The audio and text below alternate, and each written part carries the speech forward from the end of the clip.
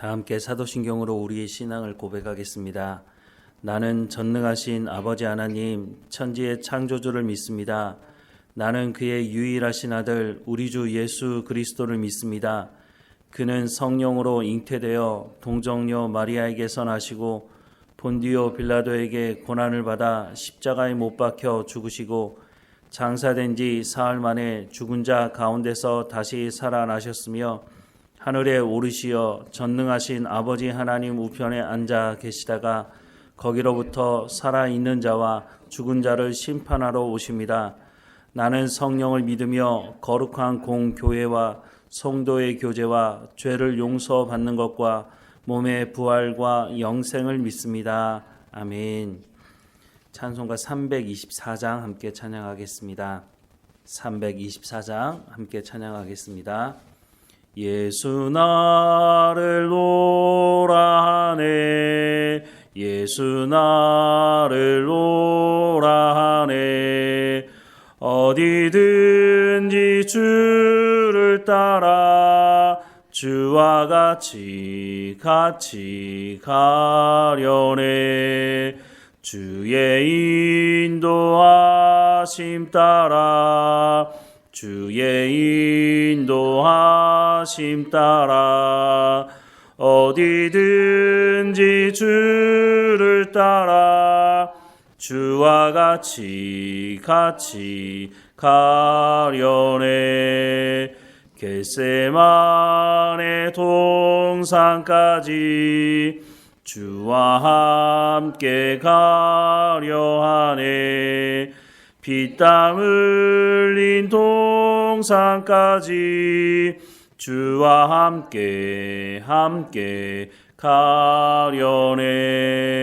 주의 인도하심 따라 주의 인도하심 따라 어디든지 주를 따라 주와 같이 가려네. 심판하실 자리까지 주와 함께 가려 하네. 심판하실 자리까지 주와 함께 가려네. 주의 인도하심 따라 주의 인도하심 따라 어디든지 주를 따라 주와 같이 가려네. 주가 크신 은혜 내려 나를 항상 돌보시고 크신 영광 보여주며 나와 함께 가시네. 주의 인도하심 따라 주의 인도하심 따라 어디든지 주를 따라 주와 같이 가려네. 아멘. 오늘 하나님께서 우리에게 주시는 말씀은 에베소서 4장 7절에서 16절까지 말씀입니다.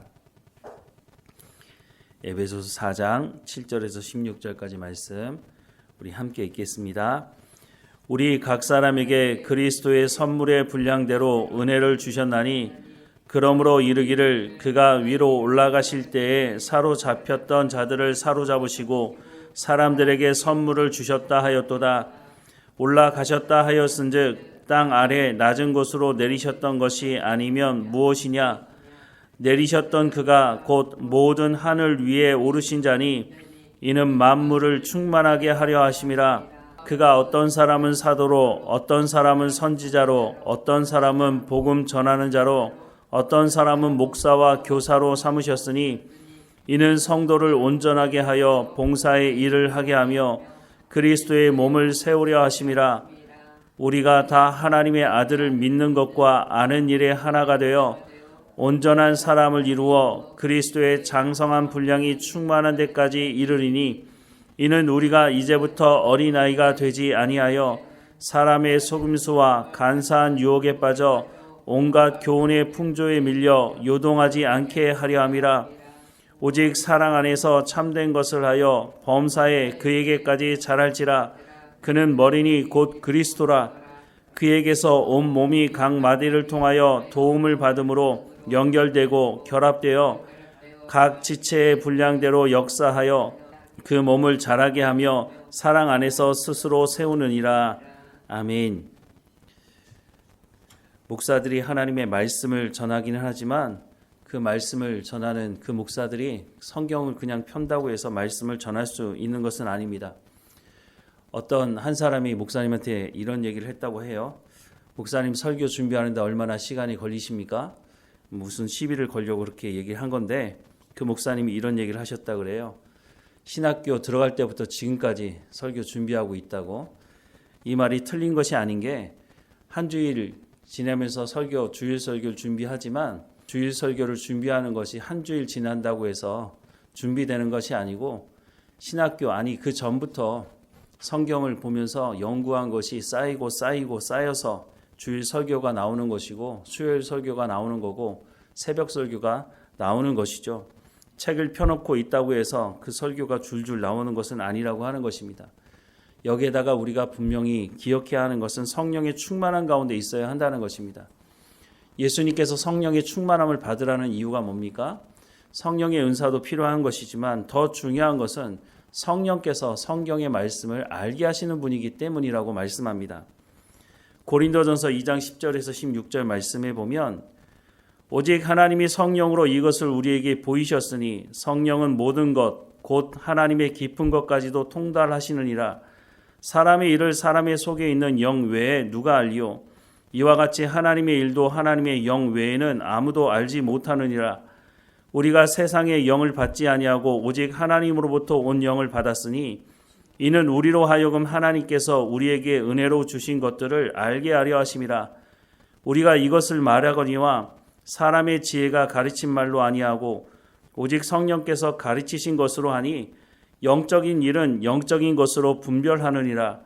육에 속한 사람은 하나님의 성령의 일들을 받지 아니하나니 이는 그것들이 그에게는 어리석게 보이며 또 그는 그것들을 알 수도 없나니 그러한 일은 영적으로 분별되기 때문이라. 신령한 자는 모든 것을 판단하나 자기는 아무에게도 판단을 받지 아니하느니라. 누가 주의 마음을 알아서 주를 가르치겠느냐? 그러나 우리가 그리스도의 마음을 가졌느니라 라고 말씀을 하고 있습니다. 하나님의 말씀을 전하는 사람이 성령에 충만하지 않고 어떻게 하나님의 말씀을 전할 수 있겠습니까?